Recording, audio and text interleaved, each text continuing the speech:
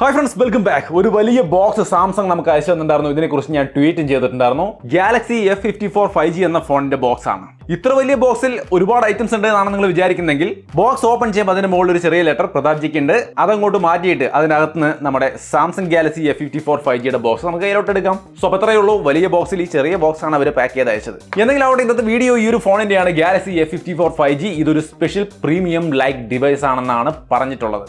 Box open ചെയ്യുമ്പോൾ അതിനകത്ത് ചെറിയൊരു ബോക്സിൽ SIM tool documentation charging cable അത്രയുമേ ഉള്ളൂ. അതങ്ങോട്ട് മാറ്റി വെച്ച് കഴിഞ്ഞാൽ ഫോണിലേക്ക് വരാം. ഇതാണ് അപ്പോൾ നമ്മുടെ Samsung Galaxy F54 5G.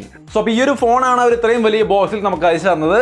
Phone മോശമല്ല കേട്ടോ. എന്തായാലും ഇന്നത്തെ വീഡിയോ ഇതിനെക്കുറിച്ചാണ്, ഗാലക്സി F54നെ കുറിച്ച്. നിങ്ങൾക്ക് ഇവിടെ കാണുമ്പോൾ തന്നെ അറിയാം, നല്ല ഒന്നാം തരം ഒരു ഗാലക്സി പ്രീമിയം സിഗ്നേച്ചർ ഡിസൈൻ ആണ് ഇതിന് കൊടുത്തിരിക്കുന്നത് അല്ലേ. അതായത് ആ ക്യാമറ മോഡ്യൂള് കാര്യങ്ങൾ, അങ്ങനെ ക്യാമറ ഹൗസിംഗ് ഒന്നുമില്ല. ക്യാമറകൾക്ക് ചുറ്റും ഒരു മെറ്റൽ ഫ്രെയിമും കാര്യങ്ങളൊക്കെ കൊടുത്ത് സംഗതി നല്ല പ്രീമിയം ലെവലിലേക്ക് കൊണ്ടുവന്നിട്ടുണ്ട് അവർ. നല്ല ഗ്ലോസി ഫിനിഷുള്ള ഡിസൈൻ ആണ് കൊടുത്തിരിക്കുന്നത്.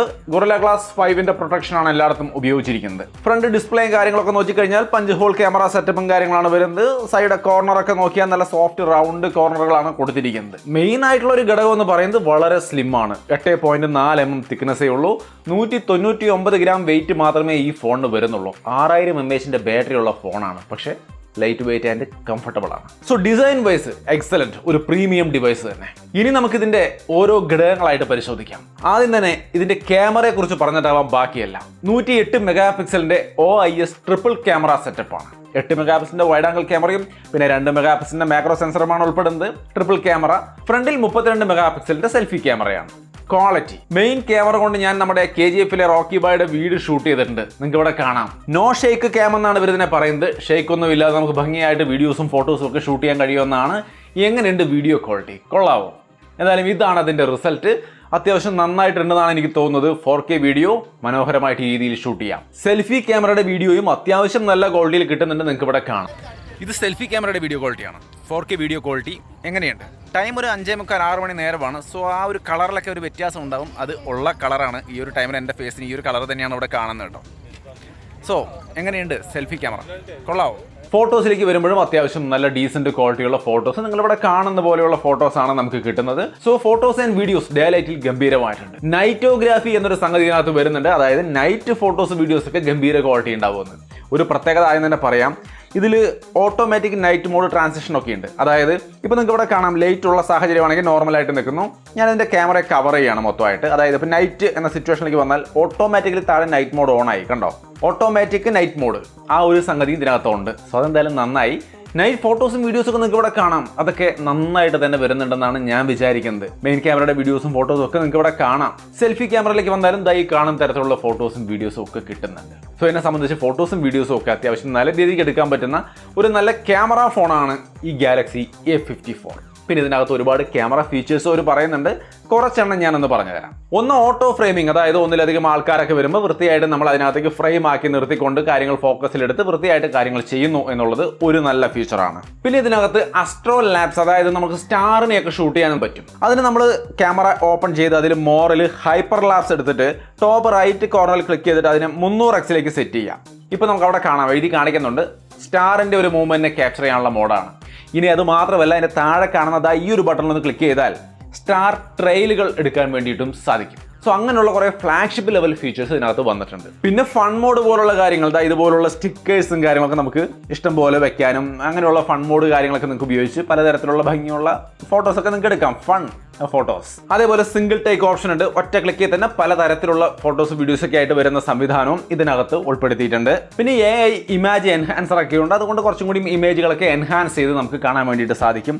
പിന്നെ ഇമേജ് റീമാസ്റ്റർ വരുന്നുണ്ട്. അതായത് ഒരു ഫോട്ടോയ്ക്ക് ഇത്തിരി ക്വാളിറ്റി കുറവൊക്കെ ഉണ്ടെങ്കിൽ നമ്മളിതാ ഈ 3 ഡോട്ടിലൊന്ന് ടാപ്പ് ചെയ്തിട്ട് ഇമേജ് റീമാസ്റ്റർ എന്ന് കൊടുത്തു കഴിഞ്ഞാൽ നമുക്ക് കുറച്ചുകൂടി ബെറ്റർ ആക്കിയിട്ട് ആ ഫോട്ടോനെ മാറ്റിത്തരും. നമുക്ക് അതിൻ്റെ വ്യത്യാസം അവിടെ തന്നെ ലൈവായിട്ട് കാണാനും സാധിക്കും. പിന്നെ ഒബ്ജക്റ്റ് ഇറേസർ അങ്ങനെയുള്ള സംവിധാനങ്ങളും ഇതിൻ്റെ ഗാലറിയിൽ വരുന്നുണ്ട്. ഫോട്ടോസ് എടുത്തതിന് ശേഷം അതിലേതെങ്കിലും ഒരു അൺവാണ്ടഡ് ഒബ്ജക്റ്റ് ഉണ്ടെങ്കിൽ ഒബ്ജക്റ്റ് ഇറേസർ എടുത്തിട്ട് ജസ്റ്റ് ആ ഭാഗം ഒന്ന് റൗണ്ട് ചെയ്ത് കൊടുത്താൽ ആ ഒബ്ജക്റ്റ് റിമൂവ് ആയി പോയിക്കോളും. സോ ഇങ്ങനെയുള്ള ഒട്ടനവധി ഫീച്ചറുകൾ ഈ ഒരു നല്ല ക്യാമറയുടെയും ഇതിൻ്റെ ഗാലറിയുടെയും ഒക്കെ ഭാഗമായിട്ട് വരുന്നുണ്ട്. സോ ഫോട്ടോ വീഡിയോസ് അങ്ങനെയുള്ള കാര്യങ്ങളൊക്കെ അത്യാവശ്യം നല്ല രീതിയിൽ ഈ ഫോണിൽ ചെയ്തിരിക്കുന്നു. ഇതാണ് ഈ ഫോണിൻ്റെ ഏറ്റവും നല്ല ഘടകമായിട്ട് ഈ കഴിഞ്ഞ ഒരു മാസം കയ്യിൽ പിടിച്ചപ്പോൾ എനിക്ക് തോന്നിയത്. സംഗതി എങ്ങനെയുണ്ട്?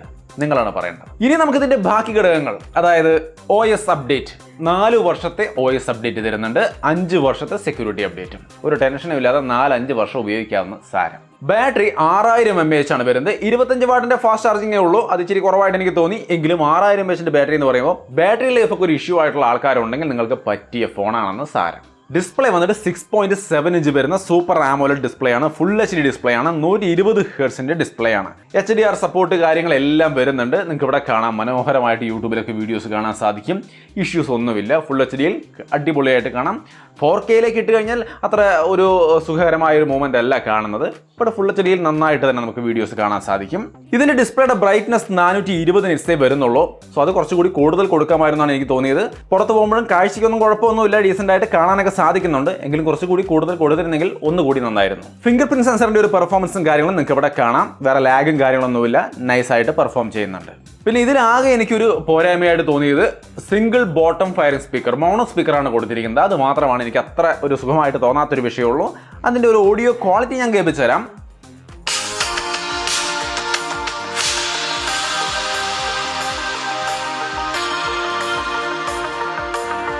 എങ്ങനെ ഉണ്ടായിരുന്നു? വലിയ കുഴപ്പമില്ലാത്തൊരു ഓഡിയോ ക്വാളിറ്റി ആണ്. സോ അപ്പം അങ്ങനെയാണ് ഡിസ്പ്ലേയുടെ കാര്യങ്ങൾ. ഇനി ഇതിന്റെ പെർഫോമൻസിലേക്ക് വന്നു കഴിഞ്ഞാൽ Exynos 1380 എന്ന പ്രോസസ്സറാണ്. അത്യാവശ്യം ഡീസൻ്റ് ആയ പെർഫോമൻസ് ഉണ്ട്. നിങ്ങൾക്ക് ഇവിടെ കാണാം, UI ഒക്കെ വളരെ ഈസിയാണ്. ആൻഡ്രോയിഡ് 13, One UI 5.1 എല്ലാം കൂടി ചേർന്ന് വളരെ ഭംഗിയായിട്ട് വർക്ക് ചെയ്യുന്നു. നോക്ക് സെക്യൂരിറ്റി ഉണ്ട്, സാംസങ് പേ വരുന്നുണ്ട്, NFC വരുന്നുണ്ട്, ബ്ലൂടൂത്ത് 5.3 ഉണ്ട്. അതേപോലെ തന്നെ ഫിംഗർ പ്രിന്റ് സെൻസറൊക്കെ സൈഡ് മൗണ്ടഡ് ആണ് വരുന്നത്. അതിന്റെ പെർഫോമൻസ് നിങ്ങൾക്ക് ഇവിടെ കാണാം, യാതൊരു ലാഗും കാര്യങ്ങളും ഇല്ല. സോ മൊത്തത്തിൽ നല്ല പെർഫോമൻസും കാര്യങ്ങളുമുള്ള ഒരു ഫോൺ തന്നെയാണ്. ഗെയിമിങ്ങിനൊക്കെ നിങ്ങൾക്ക് ഇവിടെ ഈ കാണുന്ന രീതിയിൽ ഗെയിം കളിക്കാം. ഇതൊരു ഗെയിമിംഗ് ഫോണൊന്നുമല്ല. ഈ ഒരു പ്രോസസ്സർ വെച്ചുകൊണ്ട് നിങ്ങൾക്ക് ഈ ഒരു പ്രൈസിൽ ഇതാണ് ഗെയിമിംഗ് ഫോൺ എന്നൊന്നും ഒരിക്കലും വിചാരിക്കേണ്ട. LPDDR4X റാമും UFS 2.2 സ്റ്റോറേജുമാണ് വരുന്നത്. റാം പ്ലസ് പോലുള്ള കാര്യങ്ങളൊക്കെ ഉണ്ട്. സ്റ്റോറേജിൽ നിന്ന് റാം ആഡ് ചെയ്ത് ഉപയോഗിക്കുന്ന പരിപാടി. ബട്ട് കുറച്ചും കൂടി നല്ല സ്റ്റോറേജ് കൊടുക്കാമായിരുന്നു, ബെറ്റർ ആയ സ്റ്റോറേജ് ഒക്കെ കൊടുക്കാമായിരുന്നു എന്നുള്ളതാണ് എൻ്റെ ഒരു അഭിപ്രായം. പിന്നെ ഇതിനകത്ത് Wi-Fi 6 പോലുള്ള കാര്യങ്ങൾ വരുന്നുണ്ട്. ഹാപ്റ്റിക് ഫീഡ്ബാക്ക് ഒക്കെ അടിപൊളിയാണ് കേട്ടോ. ഫ്ലാഗ്ഷിപ്പ് ലെവൽ ഹാപ്റ്റിക് ഫീഡ്ബാക്ക് എന്നൊക്കെ പറയില്ലേ, ആ രീതിയിൽ വളരെ പ്രീമിയം ലെവലുള്ള ഒരു ഹാപ്റ്റിക് ഫീഡ്ബാക്കും കാര്യങ്ങളും കിട്ടുന്നുണ്ട്. പിന്നെ വോയിസ് ഫോക്കസ് പോലുള്ള ഫീച്ചറുകൾ വരുന്നുണ്ട്. ഒരു കോളൊക്കെ ചെയ്യുമ്പോൾ നമുക്ക് ഈ വോയിസ് ഫോക്കസ് എനേബിൾ ചെയ്ത് കഴിഞ്ഞാൽ നമ്മുടെ സൗണ്ട് കുറേ കൂടി ക്ലിയർ ആയിട്ട് അപ്പുറം നിൽക്കുന്ന ആൾക്ക് കേൾക്കാൻ പറ്റും. ഇനി നമ്മുടെ ചുറ്റുമുള്ള സൗണ്ട് ഒക്കെ ആൾ കേൾക്കണം എന്നുണ്ടെങ്കിൽ അതിന് ഷെയർ ഓൾ സൗണ്ട് എന്ന് പറഞ്ഞുകൊണ്ട് ഓപ്ഷൻ ഉണ്ട്. അത് കൊടുത്താൽ മൊത്തത്തിലുള്ള സൗണ്ട് ക്ലിയർ ആയിട്ട് ആൾക്ക് അവിടെ കേൾക്കാൻ പറ്റും. സോ ഇങ്ങനെയൊക്കെയാണ് ഇതിന്റെ കുറച്ച് എക്സ്ട്രാ ഫീച്ചേഴ്സ്. ക്യാമറയുടെ ഭാഗത്തും എല്ലാ ഭാഗത്തും കുറച്ച് സ്പെഷ്യൽ ഫീച്ചേഴ്സും കാര്യങ്ങളൊക്കെ ആയിട്ടാണ് ഈ ഒരു ഫോൺ വരുന്നത്.